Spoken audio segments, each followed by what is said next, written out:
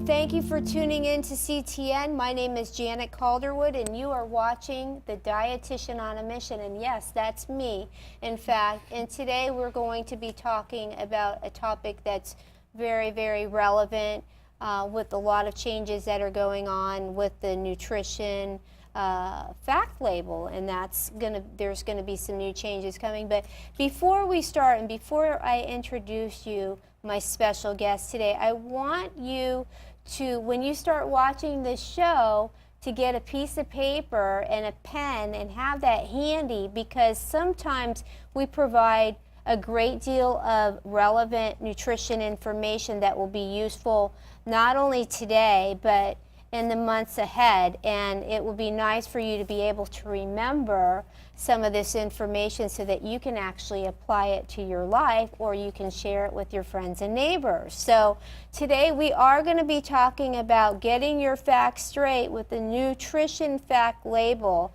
There's been a lot of changes that we will see coming with the new label, and as my special guest today, I have Cassandra Golden. She is a registered dietitian. She actually completed her master's project on the nutrition fact labeling, and so it is delightful to have you back with us on the set.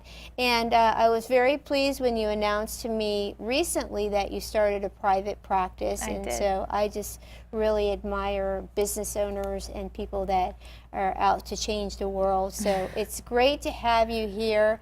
And we know that there's a lot of changes that are coming with the nutrition fact label. Yes. What are some, let's just talk about how the nutrition fact label was initially created and what the purpose of that label is for. Perfect. Okay, so the nutrition facts label was first required to be put on packaged foods back in 1990.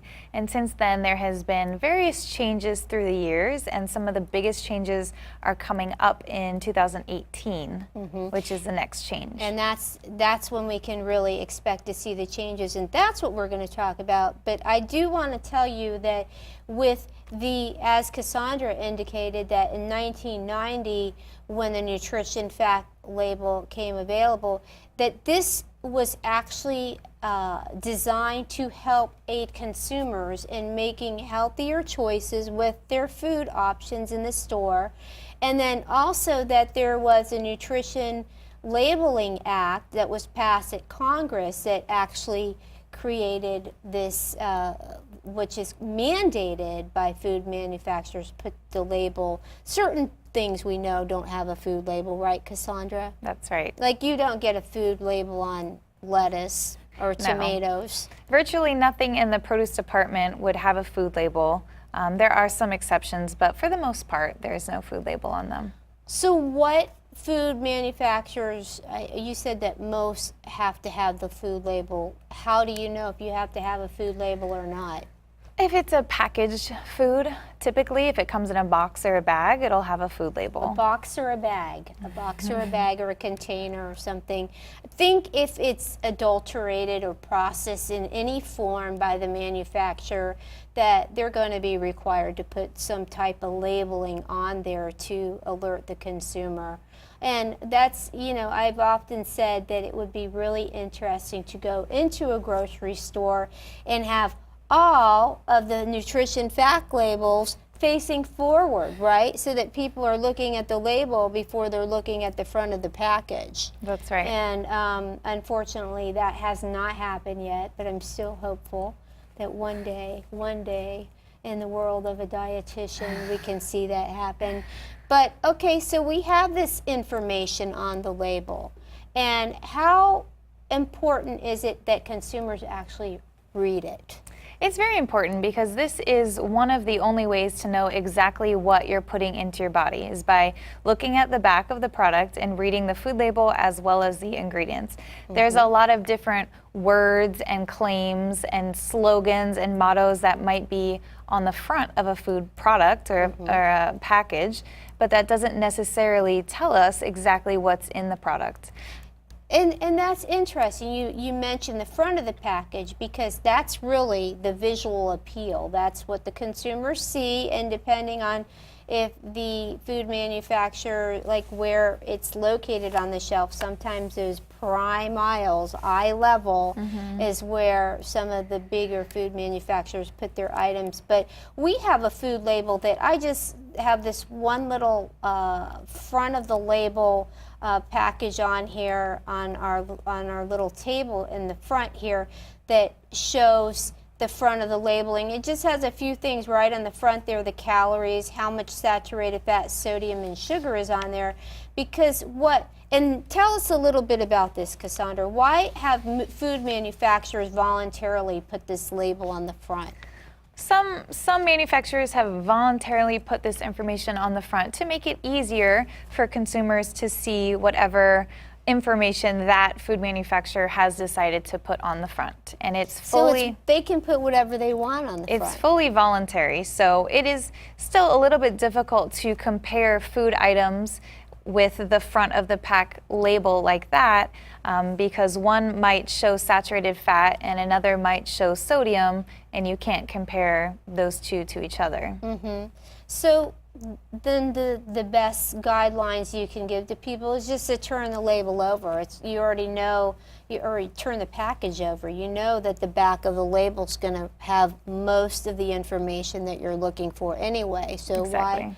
why even waste your time looking for the voluntary information on the front? And that's what they want you to see. They're not going to tell you everything you need to know. Right, and these food manufacturers who do decide to have the information on the front, it's obviously going to be a selling point for them. So they're not going to put something on the front that shows unhealthy ingredients. Like, they're not going to ever have a label on the front of a food package that says, warning, this may cause a heart attack or stroke, right? Exactly. Like fettuccine Alfredo, a heart attack waiting to happen. You're not going to see I wouldn't that say on the that's a front. selling point, no. No, not one of the better food items. Okay, so let's talk about the food label. We know that there are some things that are on the food label that are important, and there are some things that maybe not as important to look at. And we have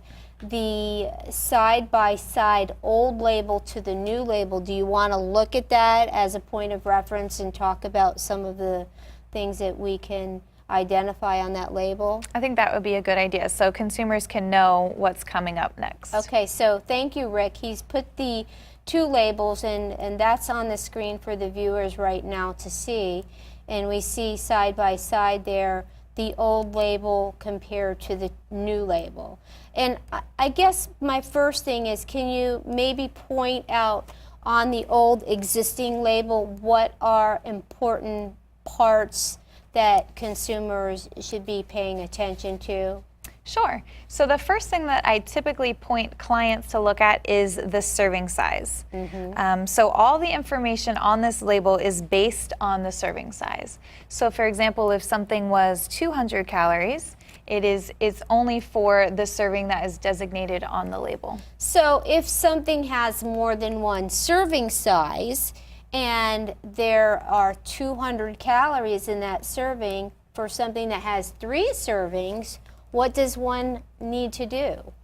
One needs to multiply by the amount of servings that they had.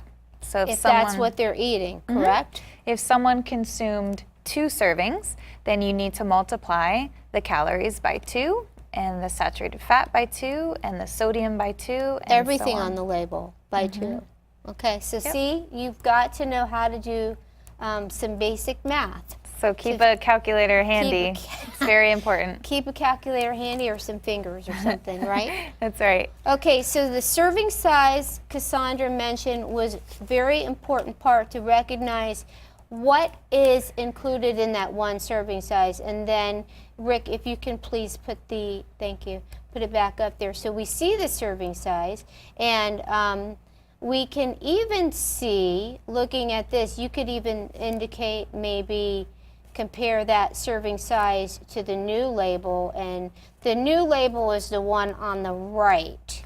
And we can see, what can we see there, Cassandra? That the serving size is bold, right? That they It's have bold. that. It's a little bit easier to read as far as the font and the boldness goes. And the serving sizes are considered to be updated on the new label as well. Thank you. Thank you, Rick. Okay, so let's talk a minute about the serving size. We know that with this new label, that the Food and Drug Administration has changed some of these serving sizes to reflect what people actually eat instead of the recommended amounts that they should eat. Why did they do that?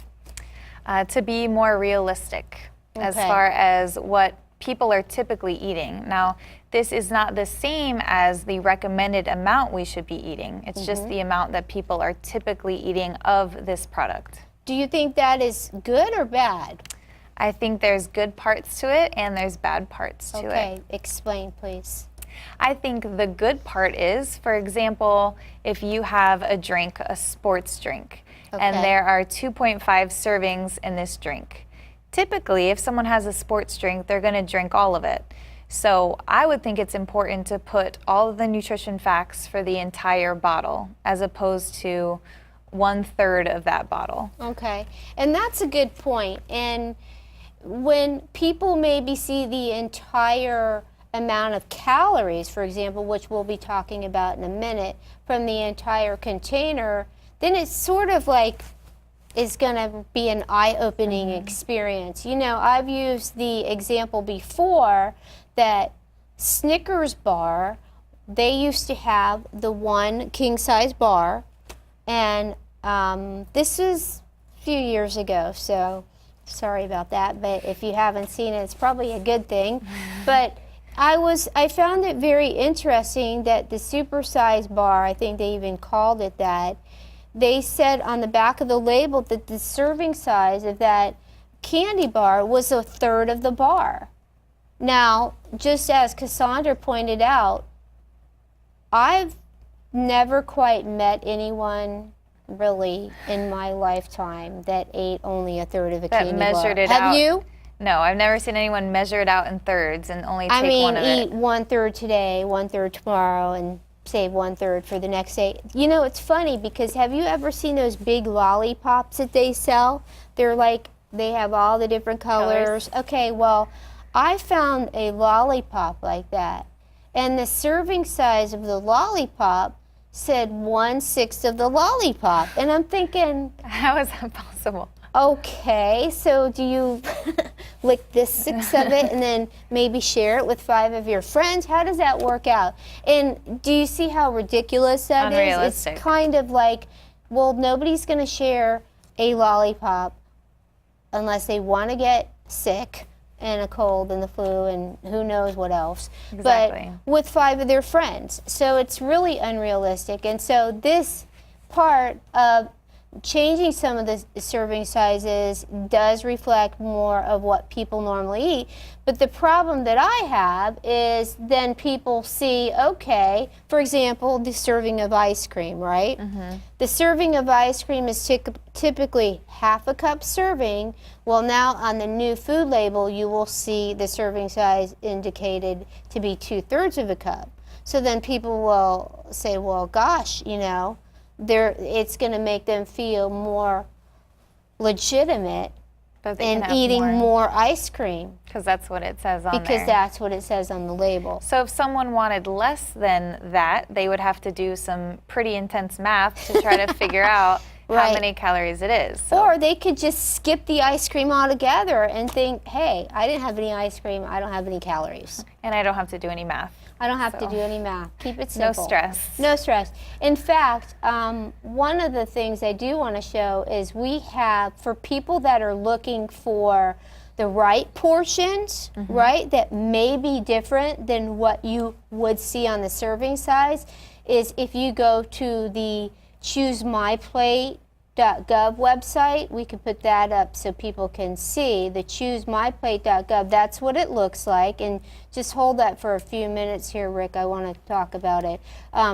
This is a wonderful website that has a lot of information that's available for consumers' use, and it's free of charge. You don't have to pay for this.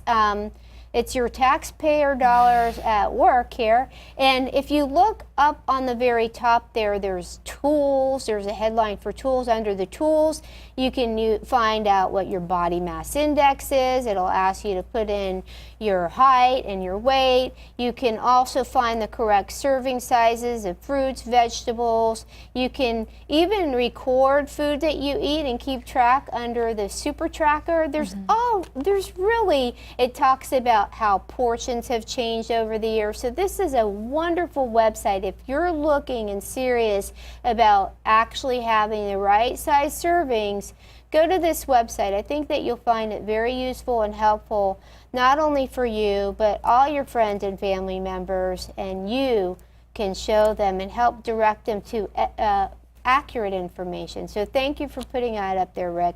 All right, now back to the food label, right? So we were talking about the serving size. Now let's talk a little bit about the calories. Okay. All right, so we can put up the other example of the new label compared to the old nutrition fact label. So here it is.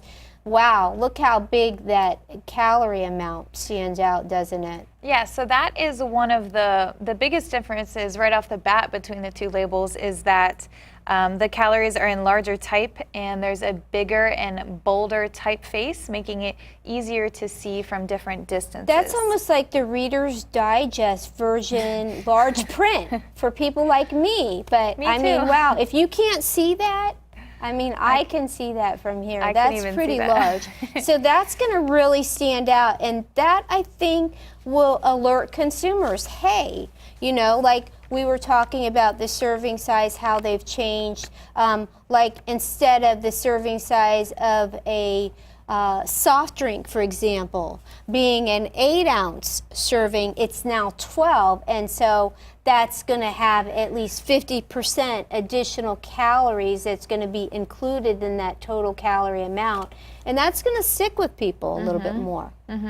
And definitely the type of, like for example, the soft drink, there will be two different columns in the food label. So one column will be one serving, and then the next column will be for the entire package or the entire Yeah. beverage, whatever it may be. If it's like between 1 and 2 serving sizes, well, that will be helpful and useful.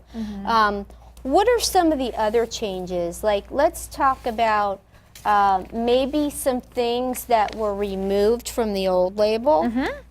Well, there's been a shift in the nutrients that have been listed on the food label. Okay, so before you talk about that, one of the things I want to mention is, did you ever notice that the food label only has certain things on there? It doesn't have everything, right? It has only certain items on the label, certain key nutrients.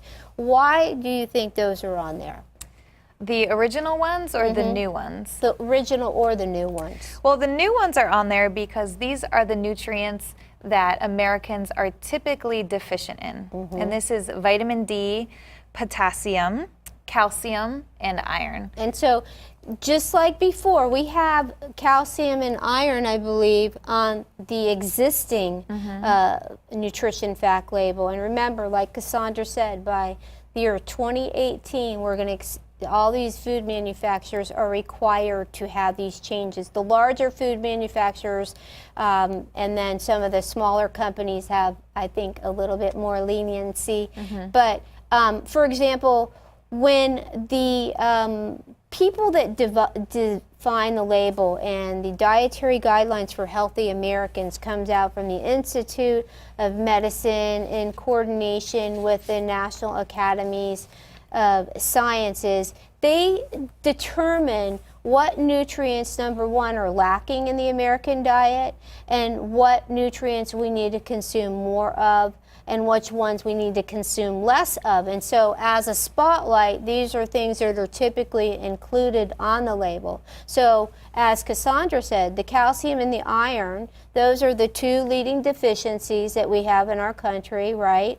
And then with the previous label, we used to have vitamin C and vitamin A on there. That's no longer a health concern issue. to officials, so they're removing that, and then they're replacing it with vitamin D, and what was the other one? Potassium. Potassium, because those are also very important key nutrients. So that's why some of the things are on the label and some of the things aren't on the label.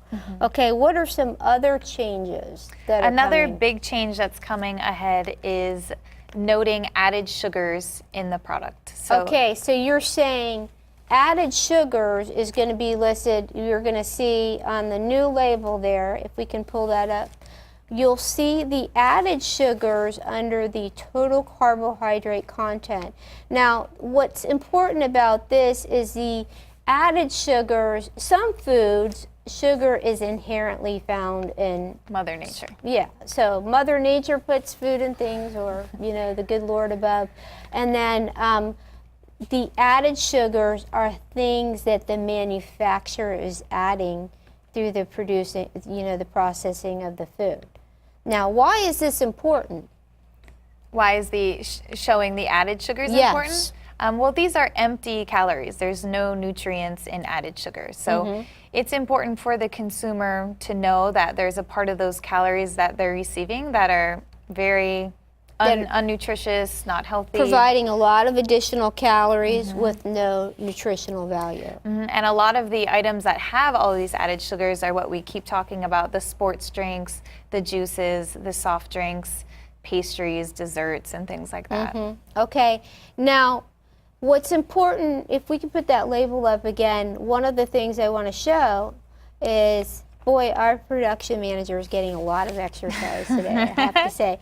If you look where it says added sugars, right? So we see where it says added sugars on the new label, included 10 grams of added sugars. Okay, thank you. So 4 grams of added sugars equals what? A teaspoon. A teaspoon of sugar. So if something has 12 grams, that's how many teaspoons of added sugar? 3. You're so smart. So that's what we want you to recognize, that for every 4 grams of added sugar, not total carbs, but the added sugar is equivalent to 1 teaspoon of table sugar. And what does the American Heart Association recommend? They recommend that Americans limit their intake of added sugars. For females, it's what? It's 6 teaspoons. And I usually say, or less. You don't have to have anything with added sugars. In fact, the least amount is better. Whether it's Halloween or not, I'm not concerned. We really need to be very mindful of that. So that's a great addition to the new label. And for men, it's about 10 grams.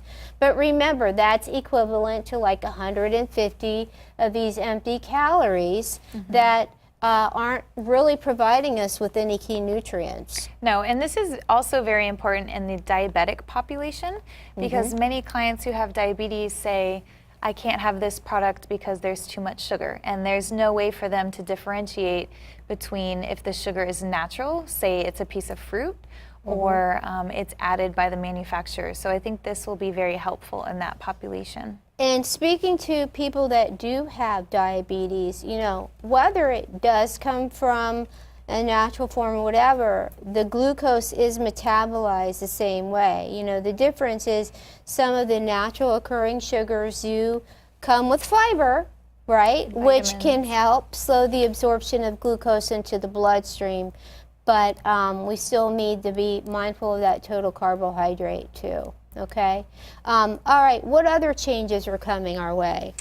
Let's see. What about the DV? What does that stand for? So this is considered the daily value percentage. And why is that important? This is very important because it helps eliminate confusion for consumers. Okay. It is a number that is on the right-hand side of the food label. Can we put that up again, Rick, please? Okay, so DV, so you see the percentages on the right, and you can see on the old label it says percent daily value. It's a little bigger on the new label, and it's got, like, for example, total fat 10%, saturated 5%. And these are helpful, so you have a specific amount of what this would contribute based on an average calorie amount of 2,000 calories a day. A day. And most of us do not need 2,000 calories a day, so we've got to be mindful of that. You could find out the exact amount you needed if you went to the choosemyplate.gov website, and you could plug in different things and figure out. They will give you kind of an idea about how many calories you need, so you could use that as a tool. So this is a ballpark number that just makes it a little bit easier. Instead of trying to memorize grams and milligrams, we just stick with the daily value percentage. Okay. And there's only two numbers that we need to remember. Okay. The number 5 and the number 20. 5 and 20. So 5% and lower is considered to be low in that nutrient. So 5% daily value and lower is considered low. So for something like saturated fat or cholesterol, we would want it to be 5% or lower. Okay. The next And sodium even. sodium for sure. Okay. The next number we need to remember is 20.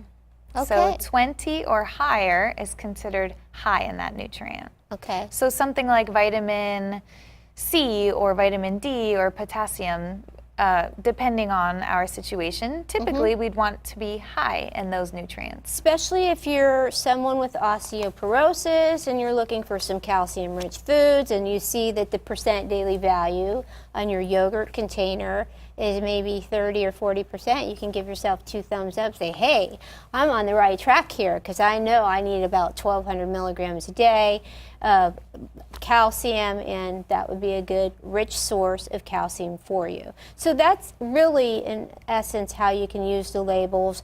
I think that other things that people can remember is fiber is important, right? And especially people that have diabetes or people that are trying to remember that fiber has benefits. We're going to be talking about that too on another show, so you're going to have to look out for that one. And then the big thing, I think, for most Americans is that most Americans have a problem with elevated blood pressure. And paying real close attention to the sodium amount, and that has simply changed. They've gone from 2,400 milligrams, they've reduced it to 2,300 milligrams per day, which is a little less than a teaspoon for your entire daily value of sodium, because it can really cause and impact your total blood pressure. Yes, and on that note, if we look at microwavable meals, if we look at the sodium daily value percentage, I've seen some that are even up to 40% and 50%, meaning half of the upper limit of sodium for that day is in that microwavable meal. And so just even looking at one key nutrient for people that maybe have kidney disease and have to pay attention to things like sodium, protein, and potassium, all those things are available. So use that label to your advantage, but if you don't read it, it's not going to help you, right? Thank you for tuning in. Thanks for being a guest today, and we hope to see you here, right here, same time, same place, CTN 10.